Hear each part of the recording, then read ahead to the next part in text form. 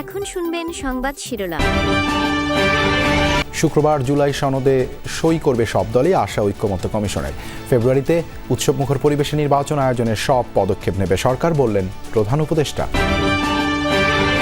চাকসুতে vote উৎসবের পর 2 ধাপে চলছে গণনা। ছিল না বড় কোনো অভিযোগ, ভোটদানের সময় লাগলেও শিক্ষার্থীদের স্বতঃস্ফূর্ত অংশগ্রহণ।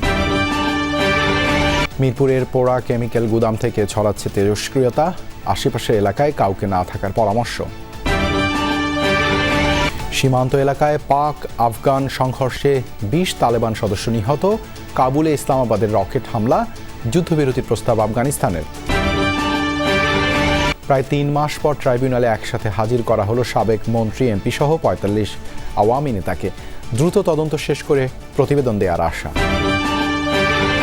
আসসালামু আলাইকুম। এতক্ষণ দেখছিলেন সংবাদ শিরোনাম, এখন দেখবেন বিস্তারিত। ফেব্রুয়ারিতে নির্বাচন ঐক্যমত্য কমিশনের সনদেরই অংশ, বললেন প্রধান উপদেষ্টা ডক্টর মোহাম্মদ ইউনূস। আর আগামী শুক্রবারই হবে জুলাই সনদ স্বাক্ষর অনুষ্ঠান। ফরেন সার্ভিস একাডেমিতে জুলাই সনদ বাস্তবায়ন নিয়ে রাজনৈতিক দলগুলোর সাথে অতি জরুরি বৈঠকে এসব কথা বলেন প্রধান উপদেষ্টা। বৈঠকে চূড়ান্ত সিদ্ধান্ত হয় আগামী 17 অক্টোবর শুক্রবার জাতীয় সংসদ ভবনের দক্ষিণ প্লাজায় জুলাই জাতীয় সনদে স্বাক্ষর হবে।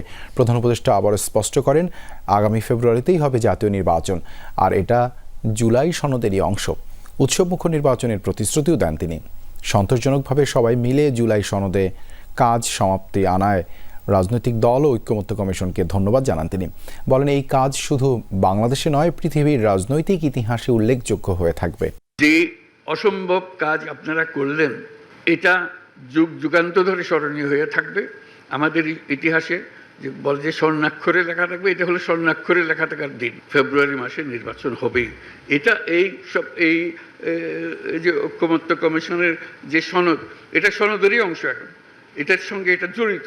এটা এই যে আমরা ঘোষণা করলাম, সেই ঘোষণাকে আমাদের রক্ষা করতে হবে। এটা উৎসবমুখর নির্বাচন হবে। সেই উৎসবমুখর নির্বাচনের জন্য যা যা করতে হয় সবটা আমরা করবো, আমাদের সাধ্যে যতগুলো। এটার সঙ্গে আমরা কোনো কম্প্রোমাইজ করবো না। চট্টগ্রাম বিশ্ববিদ্যালয়ের ছাত্র ও হল সংসদ নির্বাচন, চাকসুর ভোট শেষে চলছে গণনা। 27,000-এর বেশি ভোটার এই নির্বাচনে। সকাল থেকে উৎসবমুখর পরিবেশে ভোট দেন তারা। ভোটের মাঝপথে অমোচনীয় কালি নিয়ে অভিযোগ জানায় ছাত্রদল ও শিবির সমর্থিত প্যানেল। ভোটে জালিয়াতি হয়েছে বলে শঙ্কা তাদের। তবে নির্বাচন কমিশন ও বিশ্ববিদ্যালয় প্রশাসনের দাবি, সুষ্ঠু ও নিরপেক্ষভাবে ভোট গ্রহণ সম্পন্ন হয়েছে। শাটল ট্রেনের জন্য 16 রেল স্টেশনে সকাল থেকেই উপচে পড়া ভিড়। চাকসু নির্বাচনে ভোট দিতে চট্টগ্রাম বিশ্ববিদ্যালয়ের অনাবাসিক শিক্ষার্থীদের জন্য ছেড়ে যায় 11 জোড়া বাড়তি শাটল। নির্ধারিত সময় সকাল 9:30টায় কেন্দ্রীয় ছাত্র সংসদ ও হল সংসদ নির্বাচনের ভোট শুরু হয়। ভোট দিতে শিক্ষার্থীদের সারিবদ্ধ অপেক্ষা আর প্রাণবন্ত উপস্থিতিতে মুখর হয়ে ওঠে ক্যাম্পাস। তো জীবনে প্রথম একটা ভোট, যেহেতু নিজের ক্যাম্পাস থেকে শুরু, আসলে খুব ভালো লাগছে। তো নিজেকে আমি অনেক ব্লেসড মনে করি যে সুযোগটা আমি পেয়েছি, যে ভোট দেওয়ার সুযোগটা। অন্যরকম একটা পরিবেশ চাই, যাতে একটা সুষ্ঠু নির্বাচন হোক। যারা যোগ্য, যারা কেপেবল, ওরাই আসুক, স্টুডেন্টদের জন্য কাজ করুক। দুপুর নাগাদ আসতে থাকে নানা অভিযোগ। অমোচনীয় কালির কথা বলা হলেও তা মুছে যাওয়ায় ক্ষোভ জানান ছাত্রদল ও শিবির সমর্থিত প্যানেলের ভিপি প্রার্থীরা। মিরপুরে পোড়া কেমিক্যালের গুদাম থেকে তেজস্ক্রিয়তা ছড়াচ্ছে। বিষাক্ত ধোঁয়ায় আচ্ছন্ন চারপাশ, স্বাস্থ্য ঝুঁকি দেখা দেয় ঘটনাস্থল সহ আশেপাশে নির্ধারিত এলাকায় কাউকে না থাকার পরামর্শ দিয়েছে ফায়ার সার্ভিস। এখনও আগুন জ্বলছে গোডাউনের ভেতরে। ঘটনাস্থলে নিখোঁজ স্বজনদের খুঁজে ফিরছেন কেউ কেউ। পরিদর্শনে গিয়ে ব্যবসায়ীদের দায়ী করেছেন সমাজ কল্যাণ উপদেষ্টা, হুঁশিয়ারি দিয়েছেন আইনানুগ ব্যবস্থা নেয়ার। বাতাসে ভাসছে বিষাক্ত কেমিক্যালের সাদা ধোঁয়া। ঝাঁঝালো গন্ধের এই ধোঁয়ায় আক্রান্ত হয়েছেন আশেপাশে কারখানার অনেকে। তাদেরকে দ্রুত নিয়ে যাওয়া হয় চিকিৎসা কেন্দ্রে। এতে ক্ষোভে ফেটে পড়েন সেসব কারখানার শ্রমিকরা। অবস্থা বেগতিক দেখে কারখানা ছুটি ঘোষণা করে কর্তৃপক্ষ। বেলা বাড়লে পোড়া ভবনে ঢুকে আগুন নেভানোর চেষ্টা চালায় ফায়ারের কর্মীরা, তবে সেটি খুব একটা সফল হয়নি। ভবনটির আশেপাশে সাধারণের প্রবেশ নিষেধ করা হয়। অগ্নিকাণ্ডের ঘটনা নিয়ে ফায়ার সার্ভিস জানায়, কেমিক্যালের কারণে জায়গাটি বিপজ্জনক হয়ে উঠেছে। রেডিয়েশন ছড়িয়ে পড়েছে আশেপাশে। অনেকাংশে ড্যামেজ, এবং এখানে যে কোনো সার্চ অপারেশন করাটা অবশ্যই ঝুঁকিপূর্ণ।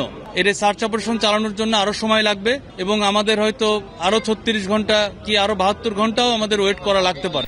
এবার আফগানিস্তানের রাজধানী কাবুলে হামলা চালিয়েছে পাকিস্তান। বুধবার কাবুল এবং কান্দাহারে অবস্থিত তালেবান এবং এর সংশ্লিষ্ট সশস্ত্র গোষ্ঠীগুলোর অবস্থানে প্রিসিশন অ্যাটাক বা নিখুঁত হামলা চালানো হয়। হামলার পর তালেবান সরকারের আহ্বানে যুদ্ধবিরতিতে সম্মত হয় দুই পক্ষ।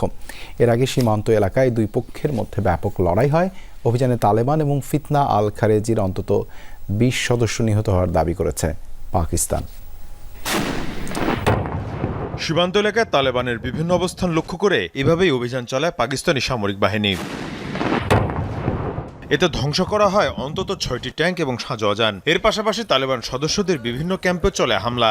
পাকিস্তানের আইএসপিআর বিবৃতিতে জানায়, স্পিন বলদাক এবং চামান জেলায় চলে এই অভিযান, যাতে হতাহত হয় শতাধিক। তালেবান এবং জঙ্গি গোষ্ঠী ফিতনা আল খারেজির অবস্থানে চালানো হয় এসব অভিযান। পাকিস্তান এবং তালেবান দুই পক্ষের কাছেই আমাদের অনুরোধ, এই সংঘাত যেন দ্রুত বন্ধ করা হয়।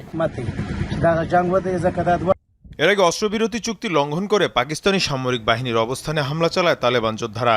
পাল্টাপাল্টি সংঘর্ষে ধ্বংস হয়েছে পাক আফগান মৈত্রী গেট। তালেবানের দাবি, পাকিস্তানের হামলায় নিহতরা সবাই বেসামরিক নাগরিক।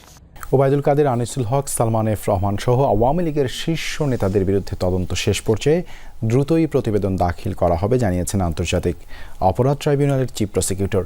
এদিকে শেখ হাসিনা সহ 3 জনের বিরুদ্ধে মানবতা বিরোধী অপরাধ মামলার 4র্থ দিনের যুক্তিতর্ক উপস্থাপন হয় আজ। চিফ প্রসিকিউটর বলেন, আসামিদের বিরুদ্ধে যেসব তথ্য প্রমাণ রয়েছে তা পৃথিবীর যে কোনো আদালতে তাদের অপরাধ প্রমাণ করার জন্য যথেষ্ট। জুলাই গণঅভ্যুত্থানের পর আওয়ামী লীগের শীর্ষ অনেক নেতাই পালিয়ে যায় বিভিন্ন দেশে। তবে পালাতে না পারা এমপি মন্ত্রীরা ধরা পড়েন আইনশৃঙ্খলা বাহিনীর হাতে। বুধবার প্রায় 3 মাস পর একসঙ্গে আওয়ামী লীগের 10 মন্ত্রী, শেখ হাসিনার 2 উপদেষ্টা সহ মোট 45 জনকে আনা হয় আন্তর্জাতিক অপরাধ ট্রাইব্যুনালে। ট্রাইব্যুনালের হাজতখানা ও কাঠগড়া যেন পরিণত হয় এক প্রকার পুনর্মিলনের স্থানে। এ সময় তাদের হাস্যোজ্জ্বল দেখা যায়। হাসানুল হক ইনুকে উদ্দেশ্য করে দীপুমণিকে বলতে শোনা যায়, শক্ত থাকেন, মনোবল হারায়েন না। পরে চিফ প্রসিকিউটর জানান, আওয়ামী লীগের শীর্ষ নেতা ও সাবেক এমপি মন্ত্রীদের বিরুদ্ধে তদন্ত প্রায় শেষ পর্যায়ে। শীঘ্রই তদন্ত প্রতিবেদন দাখিল করা হবে। এখানে অনেকের বিরুদ্ধে কিন্তু আলাদা আলাদাভাবে তদন্ত হয়ে তাদের বিরুদ্ধে চার্জশিট দাখিল হয়েছে, ফর্মাল চার্জও দাখিল হয়েছে।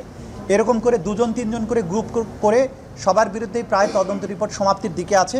খুব সহসাই এদের বিরুদ্ধে তদন্ত রিপোর্ট এবং ফর্মাল চার্জ দাখিল হবে। এদের বিরুদ্ধেও আনুষ্ঠানিক বিচার শুরু হয়ে যাবে। এদিন শেখ হাসিনা সহ 3 জনের বিরুদ্ধে মানবতা বিরোধী অপরাধ মামলার 4র্থ দিনের যুক্তিতর্ক উপস্থাপন হয়। ট্রাইব্যুনালে মামলার সাক্ষ্য প্রমাণ বিশ্লেষণ করেন চিফ প্রসিকিউটর। এই এভিডেন্স দিয়ে আন্তর্জাতিক কোনো আদালত হোক, বিশ্বের যে কোনো দেশের যে কোনো আদালতে তোলা হোক,